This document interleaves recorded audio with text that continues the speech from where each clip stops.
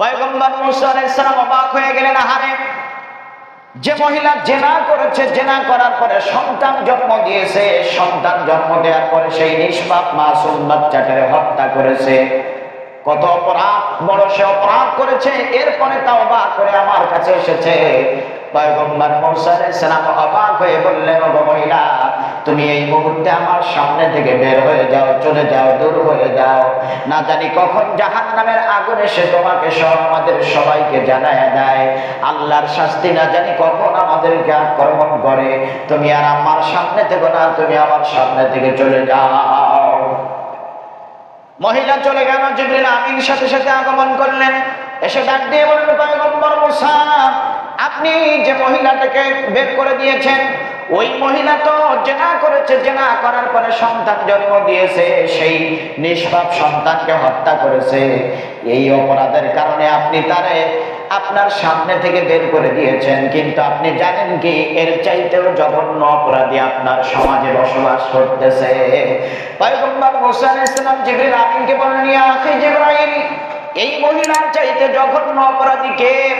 পয়গম্বরকে জানিয়ে দিলেন, জিবরিল আমিন জানিয়ে দিলেন, ওই মহিলার চাইতে জঘন্যতম অপরাধী হচ্ছে তারা যারা ইচ্ছাকৃত নামাজ ছেড়ে দেয়, অর্থাৎ নামাজ কাজাকারী, ইচ্ছাকৃত নামাজ পরিত্যাগকারী, জেনাকারিণী মহিলা সন্তান জন্ম দেওয়ার পরে ওই সন্তানকে হত্যা করে যত না অপরাধ করে, একজন মুসলমান ইচ্ছাকৃত নামাজ ছেড়ে দেওয়ার পরে তার চাইতে বেশি অপরাধ সে করে।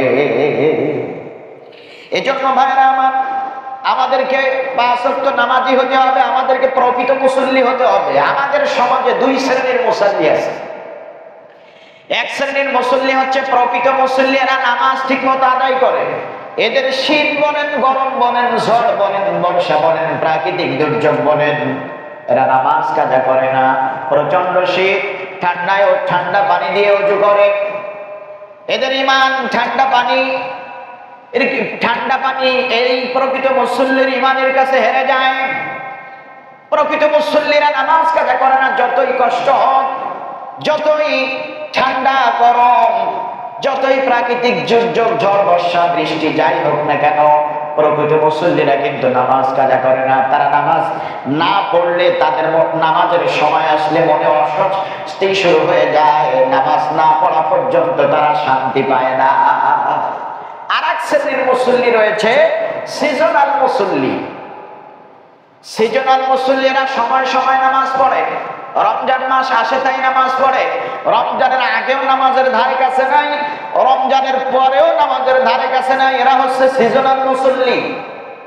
আবার দেখবেন আর এক শ্রেণীর মুসল্লি আছে, শুধুমাত্র শুক্রবার জুমার দিন নামাজ পড়ে, মনে করে জুমার নামাজটা ফরজ, আর যে ৫ ওয়াক্ত নামাজ শনিবার, রবিবার, সোমবার, মঙ্গলবার, বুধবার, বৃহস্পতিবার ৫ ওয়াক্ত নামাজ যে আছে, এগুলো ফরজ আছে, কিন্তু মনে চিন্তা করে না যে জুমার নামাজ যেমন ফরজ, ঠিক তত ফজর, যোহর, আসর, মাগরিব, ইশার নামাজও ফরজ, কিন্তু জুমার নামাজ পড়ে, বাকি ৫ ওয়াক্ত নামাজ সপ্তাহে ৬ দিনের কোনো খোঁজ খবর নাই নামাজ পড়ার, শুক্রবার জুমার দিন নামাজ পড়ে, এরা হচ্ছে সাপ্তাহিক মুসল্লি।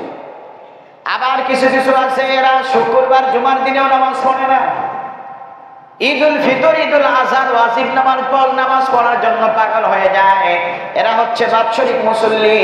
আবার কিছু মুসল্লি আমাদের সমাজে আছে, ৫ বছর অন্তর অন্তর আমাদের সামনে টুপি মাথায় দিয়ে নামাজি সাজে, এরা হচ্ছে নির্বাচনের সময় জনগণকে ধোঁকা দিয়ে বোকা বানানোর জন্য মাথায় টুপি দিয়ে ৫ ওয়াক্ত নামাজি সেজে আমাদের সমাজে ঘুরে ফিরে বেড়ায়। সম্মানিত ভাইয়েরা, যারা নামাজ নিয়ে মাথায় টুপি দিয়ে ধর্ম ব্যবসা করে, এরাই হচ্ছে প্রকৃত ধর্ম ব্যবসায়ী। আজকে আমরা যারা হুজুর, আমাদেরকে ধর্ম ব্যবসায়ী বলে, আসলে আমরা ধর্ম প্রচারকারী, আর ধর্ম ব্যবসায়ী তো তারা নামাজ না পড়ে নামাজের ভান ধরে, এরাই হচ্ছে ধর্ম ব্যবসায়ী। এজন্য রাষ্ট্রীয়ভাবে নামাজের বিধান প্রতিষ্ঠিত করতে হবে। আল্লাহ পাক রব্বুল আলামিন সূরা হজ্জের ৪১ নম্বর আয়াতে বলেন, আল্লাযীনা ইম্মাক্কান্নাহুম ফিল আরদি আকামুস সালাহ। আল্লাহ বলেন, আমি যদি কোনো মুসলমানকে রাষ্ট্রীয় ক্ষমতা দেই, কোন সমাজ এবং রাষ্ট্রের নেতা যদি আমি বানিয়ে দেই, ক্ষমতা যদি তার হাতে দেই, তাহলে তার 1 নম্বরের দায়িত্ব হচ্ছে নামাজের বিলটা সংসদে পাস করা। আমার ভাইরা, নামাজের বিল যদি সংসদে পাস হয়ে যায়, তাহলে প্রশাসনিকভাবে, রাষ্ট্রীয়ভাবে প্রশাসনের উপরে দায়িত্ব থাকবে। মাগরিবের আজান হয়ে গেছে, আজানের সময় কারা নামাজ পড়তেছে না এটা দেখার জন্য এক শ্রেণীর প্রশাসনিক বাহিনী ডিউটি করবে।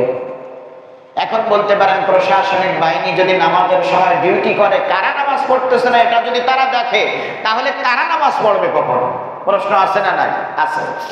আমার ভাইরা, তারা নামাজ পড়বে তখন প্রথম জামাত শেষ হয়ে যাবে, ওই যারা নামাজ পড়তেছিল না ওদেরকে ধরে মেরে মসজিদের ভিতরে ঢুকায়া তাদেরকে নিয়ে দ্বিতীয় জামাত করবে।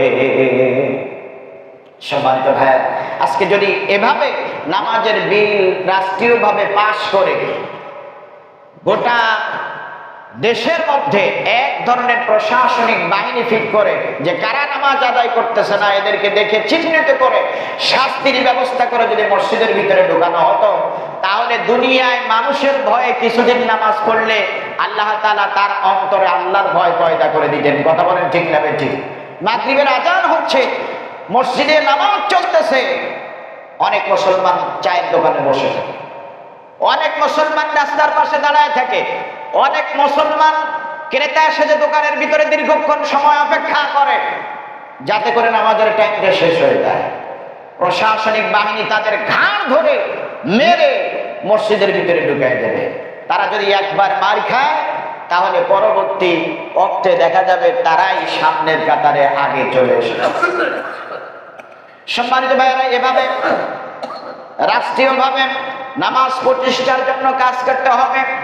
নামাজ কিন্তু পড়ার কথা যত না বলা হয়েছে, তার চাইতে বেশি বলা হয়েছে নামাজ কায়েমের কথা। পবিত্র কোরআনুল কারীমের ভিতরে 2 জায়গায় নামাজ পড়ার কথা বলা হয়েছে, আর কোরআনের অসংখ্য জায়গায় ওয়াকিমুস সালাত, নামাজ কায়েমের কথা বলা হয়েছে। সূরা কাউসারের মধ্যে আল্লাহ বলেন, ফাসাল্লি লিরাব্বিকা ওয়ানহার,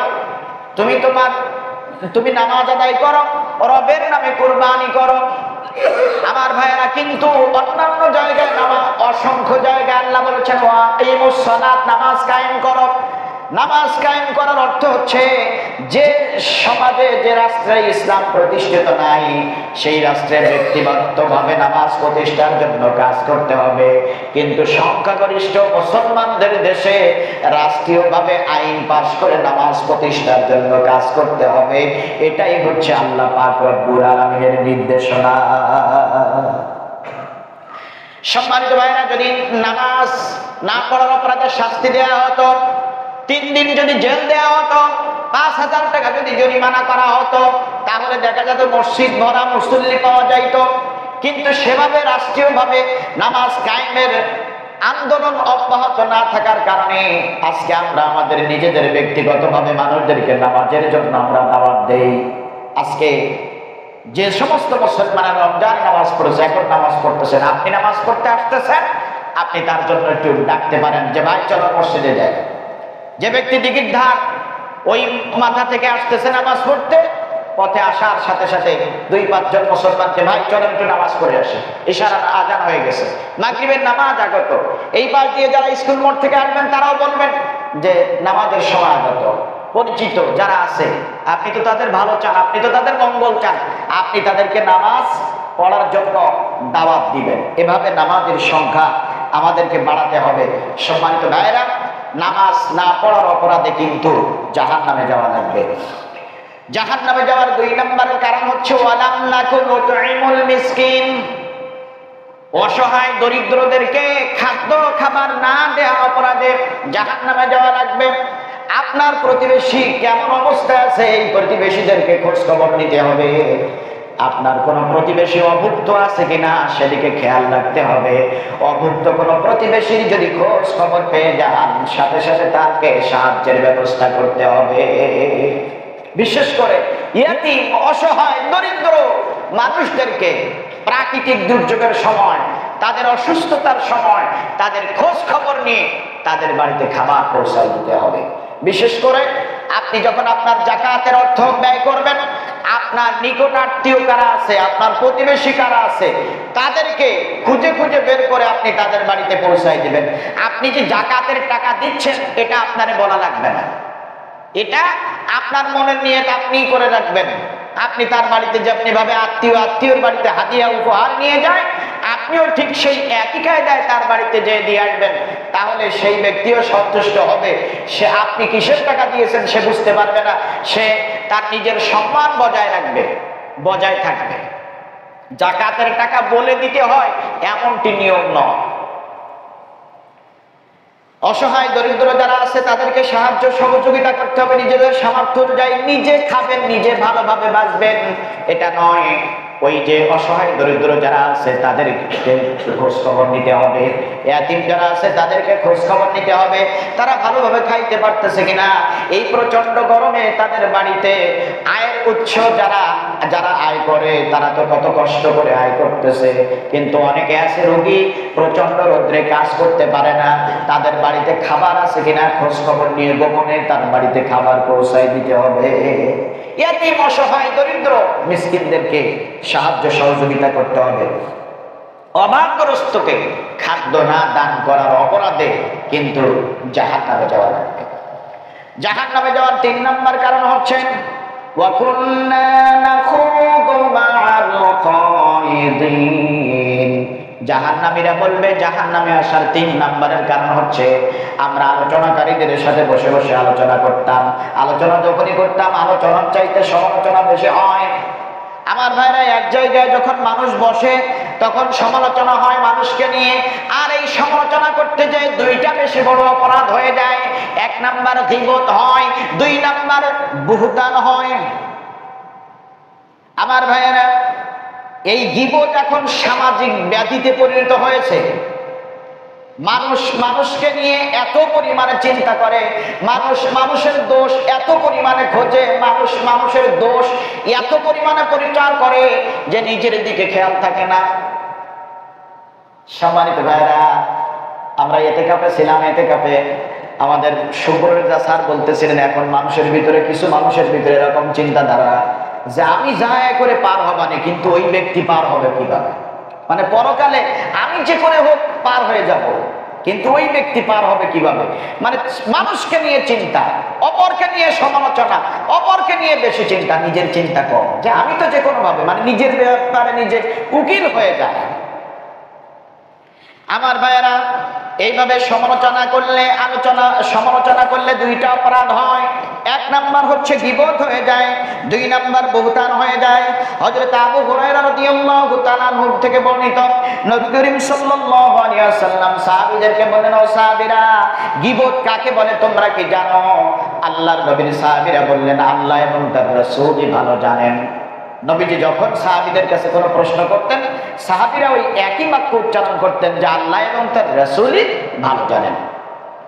আল্লাহর নবী বললেন, ও সাহাবীরা তোমরা শোনো, যখন মানুষ মানুষের দোষ বলে বেড়ায়, ওই দোষ যদি তার ভিতরে থাকে তাহলে গীবত, তার অনুপস্থিতিতে বলাটা গীবত।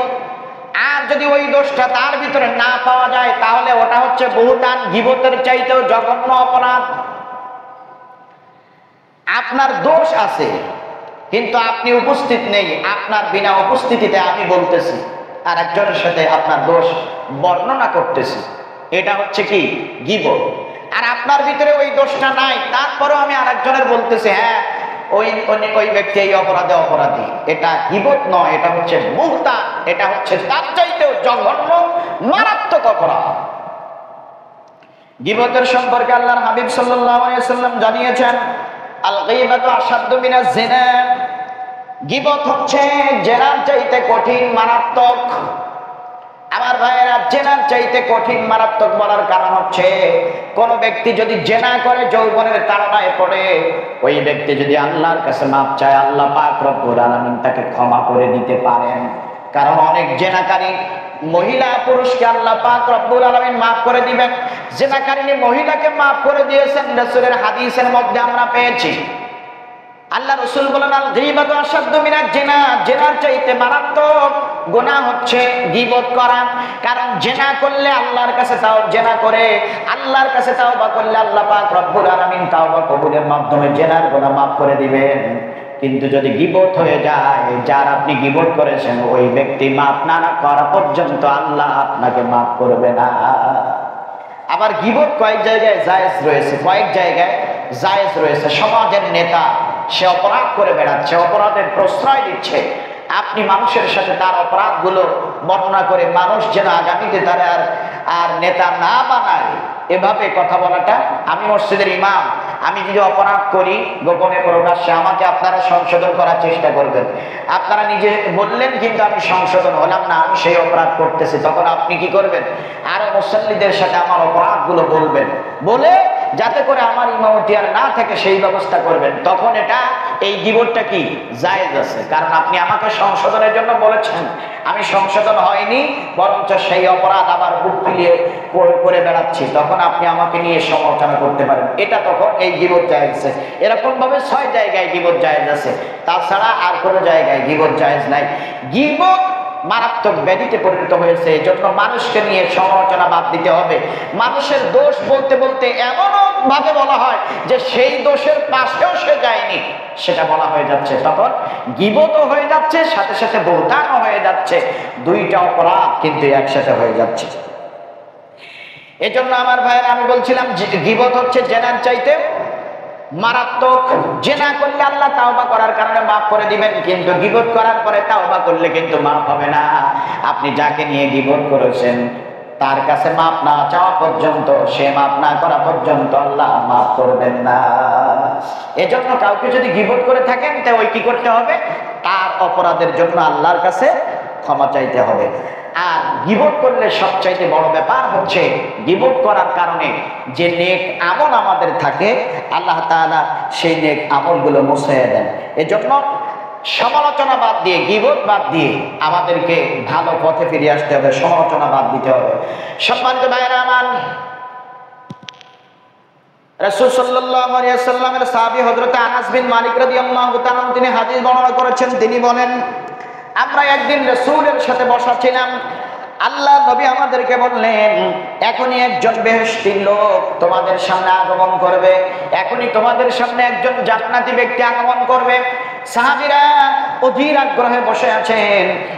এমন সময় দেখা গেল একজন আনসার সাহাবী আসলেন। ওই সাহাবীর দাড়ি দিয়ে টপ টপ করে পানি পড়তেছে, আর তার বাম হাতে তার পায়ের জুতা। ওই সাহাবী এসে দেখা করে আবার চলে গেলেন। পরের দিন আবার নবীজি সাল্লাল্লাহু আলাইহি সাল্লাম সাহাবীদেরকে নিয়ে বসা আছেন। আল্লাহ নবী বললেন, ও সাহাবীরা, এখনই তোমাদের সামনে একজন জান্নাতি ব্যক্তি আগমন করবে। সমস্ত সাহাবীরা যারা তার পাশে বসেছিলেন তারা সবাই অধীর আগ্রহে বসে আছেন। দ্বিতীয় দিন দেখা গেল সেই একই আনসার সাহাবী একই অবস্থায় তিনি আগমন করলেন, তার দাড়ি দিয়ে টপ টপ করে পানি পড়তেছে, আর বাম হাতে তার পায়ের জুতা। তৃতীয় দিন আবার নবীজির সাহাবীরা নবীজির সাথে বসা আছেন। নবীজি বলেন, ও সাহাবীরা, এখনই তোমাদের সামনে একজন জান্নাতি ব্যক্তি সাহাবী আগমন করবেন, জান্নাতি ব্যক্তি আগমন করবেন। সাহাবীরা আবার অধীর করে বসে আছেন। দেখা গেল সেই একই ব্যক্তি, একই আনসারী সাহাবী একই অবস্থা আবার ওই দিন আসলেন, তার দাড়ি দিয়ে টপ টপ করে পানি পড়তেছে, আর বাম হাতে পায়ের জুতা, বাম হাতে। একজন সাহাবী চিন্তা করলেন, একজন সাহাবী চিন্তা করলেন, এই সাহাবীর নাম হচ্ছে আব্দুল্লাহ ইবনে ওমর। তিনি চিন্তা করলেন, আল্লাহ নবী তিন দিন বললেন এই সাহাবী আল্লাহর জান্নাতে যাবেন, জান্নাতের সুসংবাদ দিলেন, এই সাহাবীর কি এত বড় আমল আছে আমি দেখব। এবার আব্দুল্লাহ ইবনে ওমর ওই সাহাবীর সাথে সাথে আস্তে আস্তে তার বাড়িতে গেলেন। বাড়িতে যেয়ে বললেন, ভাইজান, আমি আপনার বাড়িতে 3 দিন মেহমান হতে চাই। কয়দিন মেহমান হতে চাই? 3 দিন মেহমান হতে চাই। তার মানে আব্দুল্লাহ ইবনে ওমর 3 দিন মেহমান হয়ে দেখবেন যে ওই সাহাবী কি আমল করেন, যে নবীজি তাকে জান্নাতি সাহাবী বলেছেন, জান্নাতি ব্যক্তি বলেছেন। 3 দিন আব্দুল্লাহ ইবনে ওমর তার বাড়িতে মেহমান হলেন। 3 দিনই একসাথে রাতের বেলা থাকলেন। দেখলেন ওই আনসারী সাহাবী রাত্রিবেলা যখন ঘুম থেকে উঠে যায়, জেগে যায়, তখন আল্লাহু আকবার জিকির করে, আল্লাহু আকবার কথা বল, আল্লাহু আকবার জিকির করে, আল্লাহু আকবার বলেন। আব্দুল্লাহ ইবনে ওমর মনে করলেন এই আল্লাহু আকবার বলার কারণে কি আল্লাহ তারে জান্নাতে দিচ্ছেন। 3 দিন পার হয়ে গেল। তার পার হওয়ার পরে ওই আব্দুল্লাহ ইবনে ওমর সব ঘটনা এই আনসারী সাহাবীকে বুঝায়া বললেন যে আমি আপনার কাছে এসেছি, আল্লাহর নবী 3 দিন বলেছেন আপনি জান্নাতে যাবেন, এই জান্নাতি সাহাবী আগমন করবেন, জান্নাতি ব্যক্তি আগমন করবেন। আমি দেখি, আমরা দেখেছি আপনি সেই 3 দিনই আপনি একই ব্যক্তি আগমন করলেন। এখন বলেন আপনার কি এত বড় আমল রয়েছে যে কারণে আল্লাহর নবী আমাদের সামনে বললেন যে জান্নাতি ব্যক্তি আগমন করছে। তখন ওই সাহাবী বলতেছেন আমার তেমন কোনো উল্লেখযোগ্য আমল নাই, কিন্তু আমার একটা আমল আছে, সেটা হচ্ছে আমি কারোর গীবত করি না, আমি কারোর সাথে হিংসা করি না, কারোর ব্যাপারে খারাপ ধারণা করি না, আমি গীবত করি না, হিংসা করি না, খারাপ ধারণা করি না, একটি মাত্র কারণে না জানি আল্লাহ পাক রব্বুল আলামিন তার কোন নিয়ামত দিয়েছেন, কোন নিয়ামত আল্লাহ পাক রব্বুল আলামিন তারে দিয়েছেন, যে নিয়ামতের কারণে, যে বিশেষত্বের কারণে সে নাজাত পেয়ে যায়। এজন্য মানুষ আমার সামনে খারাপ কাজ করলেও আমি তার গীবত করি না, আমি তার হিংসা করি না, এমনকি আমি তার ব্যাপারে খারাপ ধারণাও করি না। তখন আব্দুল্লাহ ইবনে ওমর বললেন যে এই আমলের কারণেই হয়তো আল্লাহ তাআলা নবীজির মাধ্যমে আপনাকে জান্নাতের সুসংবাদ দিয়েছেন। সেই সাহাবী হচ্ছেন 10 জন সাহাবী যারা জান্নাতের টিকিট পেয়েছেন, তার ভিতরে একজন কি সাদ বিন আবি ওয়াক্কাস রাদিয়াল্লাহু তাআলা। সম্মানিত ভাইয়েরা, এজন্য আমি বলতেছিলাম তাহলে গীবত করা যাবে না, সমালোচনা করা যাবে না। এই সমালোচনা করার কারণে কিন্তু জাহান্নামে যাওয়া লাগবে। আর 4 নাম্বার জাহান্নামে যাওয়ার কারণ হচ্ছে পরকালে যে আল্লাহর কাছে হিসাব দিতে হবে, এই ভয় অন্তরে না থাকা, দুনিয়ায় খামখেয়ালি জীবন যাপন করার কারণে কিন্তু জাহান্নামে যাওয়া লাগবে। হযরত আবু তালহা রাদিয়াল্লাহু তাআলা এর বাড়িতে নবীজি নিজে গেলেন, হযরত ওমর রাদিয়াল্লাহু তাআলার সাথে আছেন, ওসমান রাদিয়াল্লাহু তাআলার সাথে আছেন। নবীজি মেহমান হয়েছেন বাড়িতে, তালহা রাদিয়াল্লাহু তাআলা নবীজি এবং সাহাবীদের সাথে কথা বলতেছেন, কিন্তু ঘরের ভিতর থেকে ছোট্ট একটা শিশু বাচ্চার কান্নার আওয়াজ সবার কানে ভেসে আসতেছে। ওমর রাদিয়াল্লাহু তাআলা এর মতো ব্যক্তি, শক্ত ব্যক্তি, তিনি ছটফট করতেছেন যে ঘরের ভিতর থেকে শিশুর কান্নার আওয়াজ। সাহাবীদের সামনে, নবীজির সামনে হযরত ওমর বলেন, আবু তালহা তুমি একটু ঘরের দরজাটা খোলো, ঘরের ভিতর থেকে ছোট্ট নিষ্পাপ মাসুম বাচ্চার কান্নার আওয়াজ আমাকে অতিষ্ঠ করে ফেলেছে। হযরত তালহা রাদিয়াল্লাহু তাআলা দরজা খুললেন। আল্লাহ নবী, হযরত ওমর, ওসমান রাদিয়াল্লাহু তাআলা অবাক হয়ে গেলেন। ঘরের ভিতরে আবু তালহা নিষ্পাপ মাসুম বাচ্চাটাকে শিকল দিয়ে বেঁধে রাখা হয়েছে। আল্লাহ নবী বললেন, ও আবু তালহা, এ কি অবস্থা, তোমার নিষ্পাপ মাসুম বাচ্চাটাকে তুমি কেন শিকল দিয়ে বেঁধে রেখেছো? তখন আবু তালহা বলতেছেন, ইয়া রাসূলুল্লাহ, ইয়া হাবিবাল্লাহ, আমার বাড়ির আঙিনার উঠানের পাশে ইহুদির একটা খেজুর গাছ আছে, খুরমা গাছ আছে। ওই গাছ থেকে খুরমা, পাকা খুরমাগুলো জমিনে পড়তেছে, আমার উঠানে পড়তেছে। আর আমার ছোট্ট বাচ্চাটা, সে তো বোঝে না, কুড়াইয়া কুড়াইয়া খাচ্ছে। আমার ছোট্ট বাচ্চা, যদিও তার এখনো আমলনামা তৈরি হয় নাই, সে তো জানে না মানুষের জিনিস বিনা অনুমতিতে খাওয়া যায় না। এ তো এই বুঝ তার নাই, তার আমলনামাও নাই, কিন্তু আমার সাথে সামনে অপরাধ করতেছে। আর আমি প্রতিবাদ না করার কারণে, প্রতিহত না করার কারণে, যদি কিয়ামতের দিন আমার সন্তানের এই অপরাধের কারণে আমাকে যদি আল্লাহর দরবারে আসামি হতে হয়, আল্লাহর দরবারে হিসাব দিতে হয়, এই ভয়ে আমি আমার সন্তানটারে বেঁধে রেখে আমি বাড়ির কাজকর্মগুলো করি। তাহলে তাদের পরকালে আল্লাহর হিসাব, যে আল্লাহর কাছে যে হিসাব দিতে হবে, তাদের ভিতরে চিন্তাটা কেমন ছিল? আল্লাহ রাসূল সাল্লাল্লাহু আলাইহি ওয়াসাল্লাম সাহাবীদেরকে বললেন, কে আছো যে আবু তালহার নিষ্পাপ মাসুম বাচ্চার জন্য ওই ইহুদির খেজুর গাছটা ক্রয় করে তাকে হাদিয়া দিবা? তখন হযরত ওসমান রাদিয়াল্লাহু তাআলা তার 20টা খেজুর গাছের বিনিময়ে 20টা খেজুর গাছ ইহুদিকে দিয়ে, ইহুদির কাছ থেকে ওই খেজুর গাছটা ক্রয় করে নিয়ে আবু তালহার নিষ্পাপ মাসুম বাচ্চাকে হাদিয়া দিয়ে দিলেন। জোরে বলেন সুবহানাল্লাহ। সম্মানিত ভাইরা, আমি বোঝাতে চাচ্ছিলাম যে পরকালে যে আল্লাহর কাছে হিসাব দিতে হবে, তাদের ভিতরে কি মন মানসিকতা ছিল, আমাদেরকেও সেই মন মানসিকতা তৈরি করতে হবে। জাহান্নামে যাওয়ার, কিন্তু মুসলমানদের জাহান্নামে যাওয়ার 4টি অপরাধ। 1 নাম্বার হচ্ছে নামাজ না পড়া, 2 নাম্বারে এতিম অসহায় মিসকিনদেরকে, অভাবীকে খাদ্য না দেয়া, তিন নাম্বার মানুষকে নিয়ে সমালোচনা করা, চার নাম্বার পরকালে হিসাব দিতে হবে এই ভয় অন্তরে না থাকা। এই চারটি অপরাধের কারণে কিন্তু মুসলমানদেরকে জাহান্নামে যাওয়া লাগবে। আল্লাহ পাক রব্বুল আলামিন এই অপরাধ যদি আমাদের ভিতরে থেকে থাকে আমরা যেন তাওবা করে ফিরে আসতে পারি। আল্লাহ পাক রব্বুল আলামিন আমাদের সবাইকে তৌফিক দান করুন। সবাই বলেন আমিন।